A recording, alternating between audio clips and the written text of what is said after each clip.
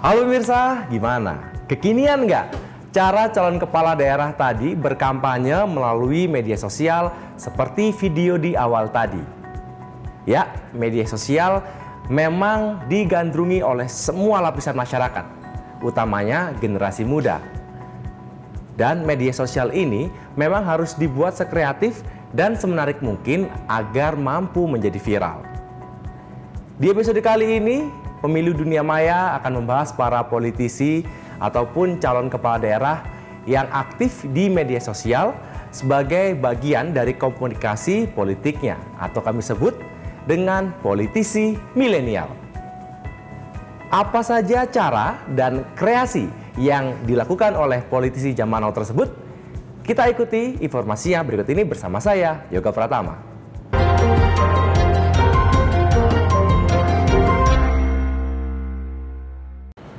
Saudara, dalam beberapa tahun terakhir, media sosial mulai dijadikan media kampanye para politisi dan setiap tahunnya, kesadaran para politisi untuk menggunakan medsos terus meningkat seiring dengan tumbuhnya jumlah pengguna smartphone atau telepon pintar.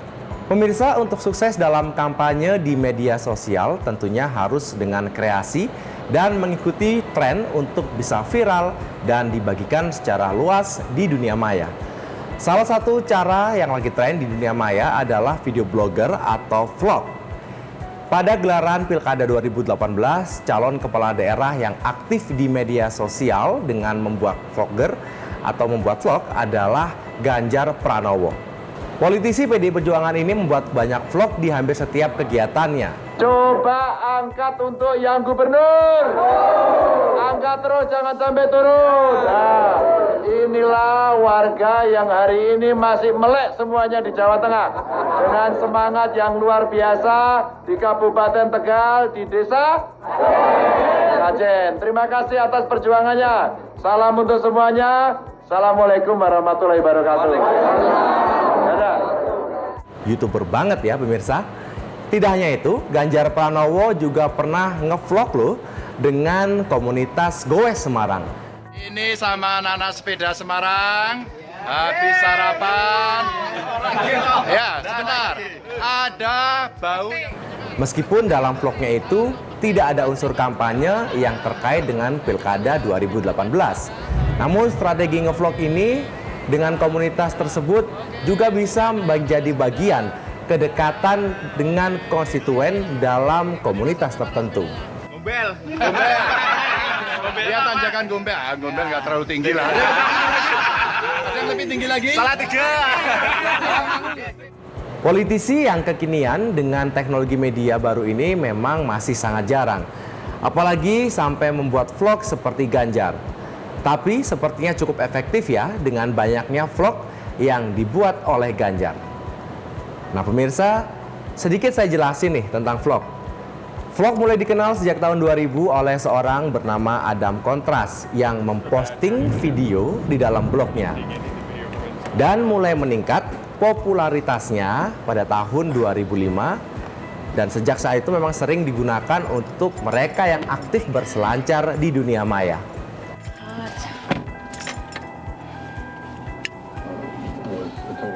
Leave the wood in your car and Yeah, it's actually a pretty good you can have a driving vlog.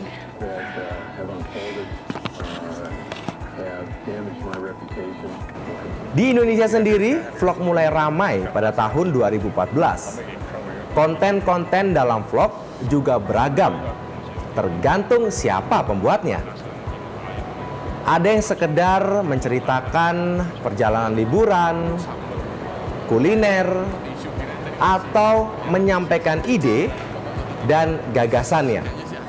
Sebenarnya kalau ayam penyet itu udah nggak terlalu spesial ya teman-teman, karena udah banyak tempat lain yang jual ayam penyet. Cuman ini kayaknya sih yang spesial sebenarnya sambelnya. Jadi aku kesini jadi rugi nggak makan sambelnya gitu. Nah, artinya vlog oleh para politisi milenial ini termasuk sebuah terobosan dan bukan tidak mungkin akan diikuti oleh politisi lainnya. Selain Ganjar, calon kepala daerah yang aktif ngevlog adalah calon gubernur Jawa Timur yang juga mantan Menteri Sosial, Ibu Khofifah Indar Parawansa.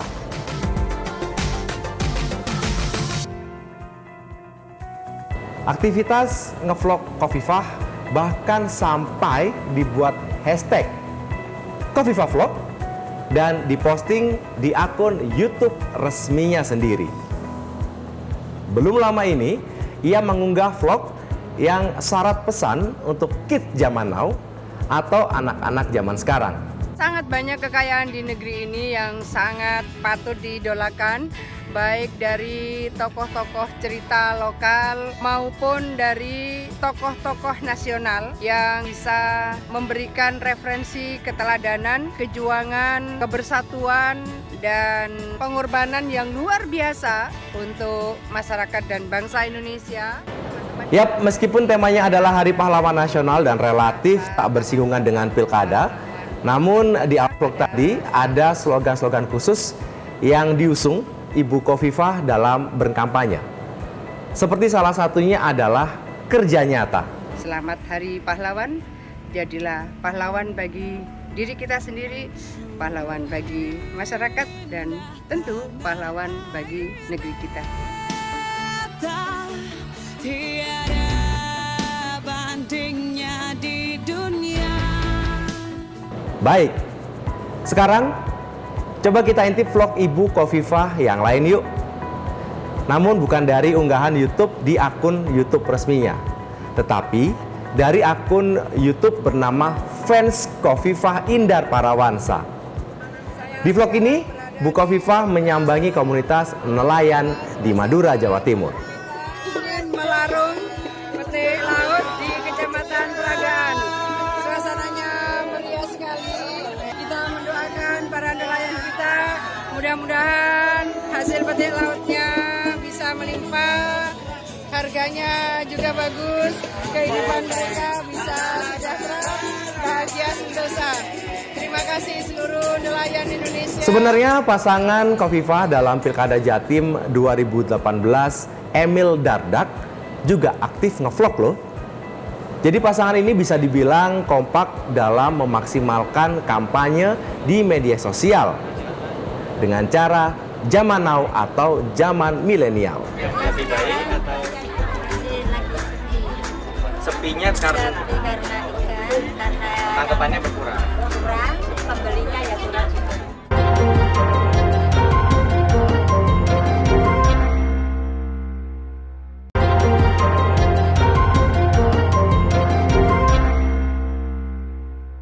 Pemirsa, era digital mendorong setiap orang termasuk politikus untuk aktif di dunia maya. Melalui dunia maya, politikus dinilai lebih bisa atau lebih mampu mensosialisasikan aktivitasnya.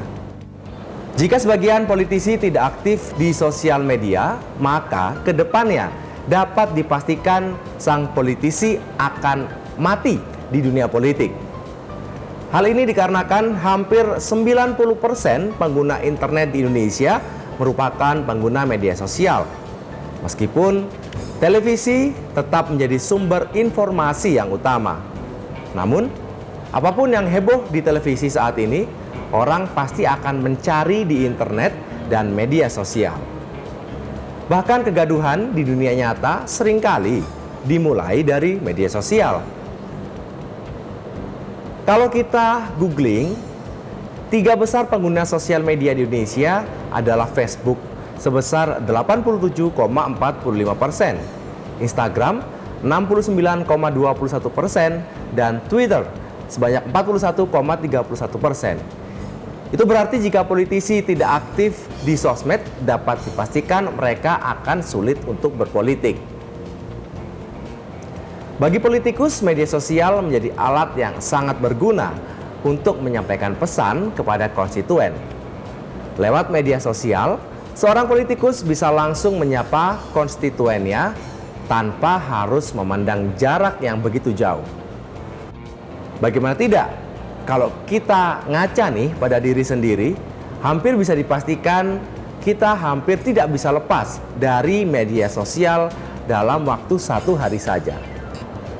Yap, media sosial akhirnya juga menjadi salah satu wadah untuk membentuk opini publik selain menggunakan media massa seperti media online dan media cetak. Seperti beberapa politikus di video berikut ini, pemirsa. Mereka cukup pandai loh memanfaatkan media sosial dengan membuat konten-konten video yang menarik dan bahkan mengundang gelak tawa. Anis sama dengan manis sementara. Enggak kok, manis terus.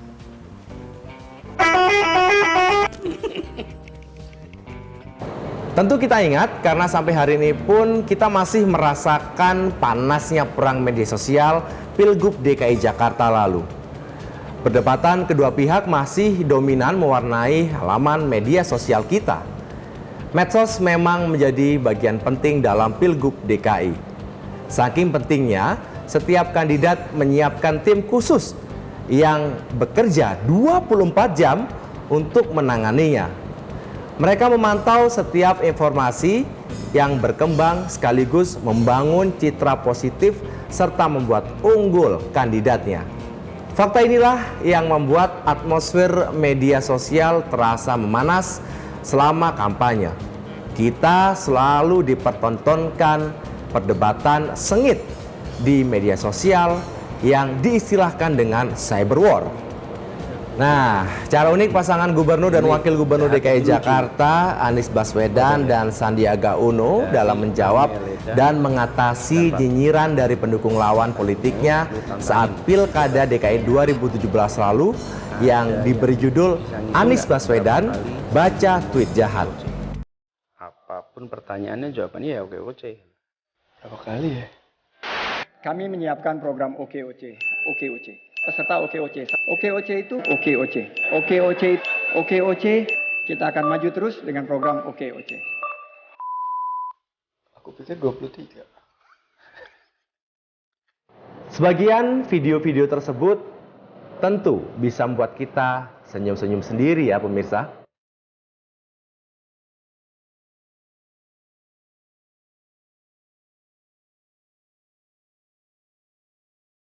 Wakil Ketua DPR RI Fachri Hamzah menjadi salah seorang politikus Senayan yang aktif di media sosial. Melalui akun Twitternya @FachriHamzah, politikus Partai Keadilan Sejahtera ini kerap memposting kegiatan-kegiatan saat menjalani tugasnya sebagai anggota parlemen. Beberapa kicauan Fachri di media sosial juga kerap menimbulkan kontroversi. Bahkan karena beberapa ucapannya, Fachri mendapat teguran dari partainya. Selain cuitan-cuitan kontroversial, Fachri Hamzah juga kerap melakukan kongko bareng dan bahkan melakukan stand up komedi loh pemirsa.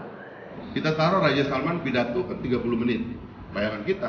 Karena di situ yang akan bicara cuma Setia Novanto sama Raja Salman.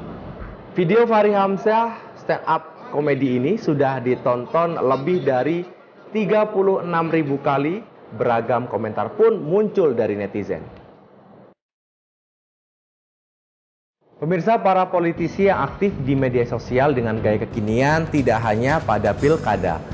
Banyak dari mereka yang memang aktif di media sosial tidak dalam rangka kampanye pemilu.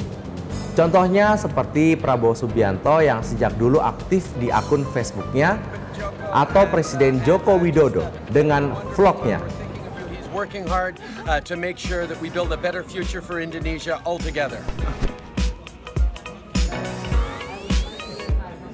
Kita akan sajikan setelah promo berikut ini. Tetaplah bersama kami di Pemilu Dumai.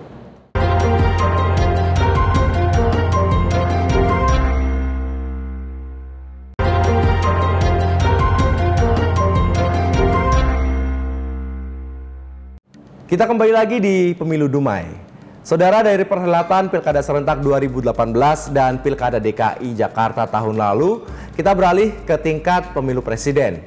Dua calon presiden yang pernah bersaing pada Pilpres 2014 lalu sepertinya akan kembali maju dalam Pilpres 2019 mendatang. Ya, minggu lalu Gerindra resmi mendeklarasikan Prabowo Subianto sebagai calon presiden. Sementara Jokowi dipastikan maju kembali untuk periode kedua. Pertarungan dua tokoh ini pada pemilu 2019 dipastikan akan lebih seru. Dan yang menarik, keduanya sama-sama aktif menggunakan media sosial sebagai medium komunikasi politiknya. Sebagai presiden, Joko Widodo memanfaatkan media sosial dengan gaya kekinian, yaitu vlog. Yap, video blogger. Beberapa vlog Jokowi mendapat sorotan luas di publik. Tidak hanya pada saat waktu senggang, Jokowi kerap membuat vlog ketika menjalankan tugas kenegaraan. Seperti vlog saat meresmikan proyek infrastruktur ataupun ketika menerima tamu negara. Salah satunya adalah vlog bersama Raja Salman bin Abdul Aziz. Dalam video ini, Jokowi mengajak Raja Saudi tersebut menyapa warga Indonesia ketika keduanya sedang makan bersama. Raja Saudi Arabia ke Indonesia. Beliau mungkin ingin menyampaikan sedikit kepada kita semuanya. Silakan Sri Baginda. Rupanya tidak hanya Raja Salman, ketika kunjungan ke luar negeri, Presiden Joko Widodo juga membuat vlog bersama sejumlah kepala negara, seperti Justin Trudeau. I'm here with Joko and I'm just having a wonderful time. We're thinking of you. He's working hard to make sure that we build a better future for Indonesia altogether. Berbeda dengan Joko Widodo, Ketua Umum Gerindra Prabowo Subianto lebih dulu aktif di media sosial, tepatnya di jejaring media Facebook. Akun Facebook resmi Prabowo memiliki follower yang cukup besar.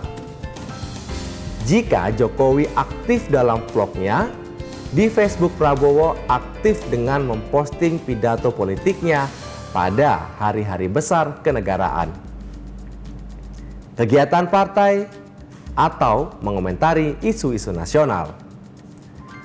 Pesan video ini selalu mendapat share yang luas dari para pendukungnya. Saudara-saudara, kita masih upacara, kita masih menyanyikan lagu. Video terakhir Prabowo yang viral dan menjadi perbincangan publik belakangan ini adalah ketika membicarakan Indonesia yang bubar di tahun 2030. Republik Indonesia sudah dinyatakan tidak ada lagi tahun 2030. Dengan hashtag kata Prabowo yang diposting di Facebook resmi Partai Gerindra pada 19 Maret 2018. Bahwa sebagian besar kekayaan kita diambil ke luar negeri, tidak tinggal di Indonesia, tidak apa-apa. Ini yang merusak bangsa kita, saudara-saudara sekalian. Pesan video Prabowo ini ditonton oleh lebih dari 7.000 netizen dan dibagikan oleh 3.500 akun.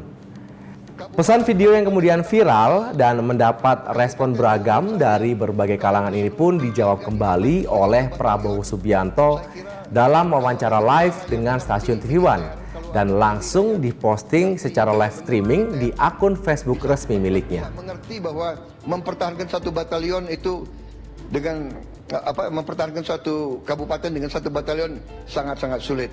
Oke, baik. Apalagi kalau nggak ada batalionnya sama sekali.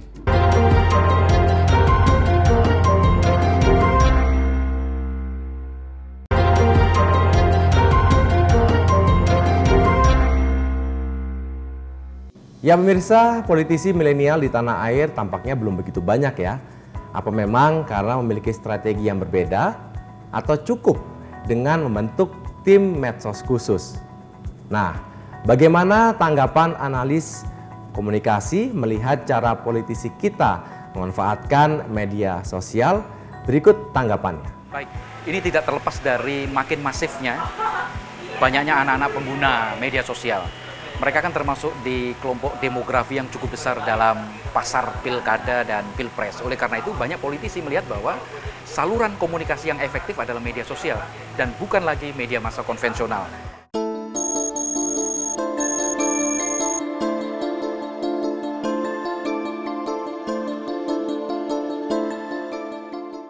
Terlepas dari kiblat politik Indonesia ke arah Amerika. Di Amerika itu pilpres dikemas dengan pengemasan media sosial yang sangat unggul gitu ya. Bahkan kalau jangan heran kalau data Facebook dibobol oleh Cambridge Analytica digunakan untuk Donald Trump. Demikian juga di Indonesia, bagaimana para politisi membangun kekuatan politiknya berdasarkan tampilan-tampilan di media sosial. Presiden Jokowi dikenal dengan gaya vlognya, dan itu sangat banyak followersnya.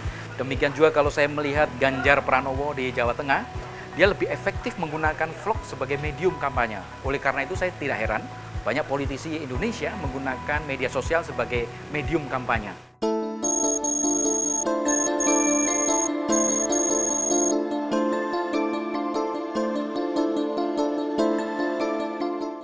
Kalau saya melihat perkembangan dari tahun ke tahun dari pelaksanaan pemilu legislatif itu, kalau kita melihatin politisi yang tampil di pemilu legislatif, sekarang hampir sebagian besar, walaupun daerah itu masih kurang penetrasi internet, tapi mereka menjadikan platform media sosial sebagai sarana komunikasi, sebagai sarana menyapa para pendukungnya. Saya melihat ada tren kecenderungan menaik, para politisi memindahkan medium kampanye, medium pengenalan diri gitu ya, dari media massa konvensional ke medium dunia maya. Dia lebih efektif menggunakan Instagram, menyapa masyarakat dengan Facebook, belum lagi dia menggunakan medium YouTube. Oleh karena itu, ke depan wajah Indonesia, wajah politik Indonesia, wajah kampanye Indonesia lebih banyak diramaikan oleh pertarungan-pertarungan di media sosial.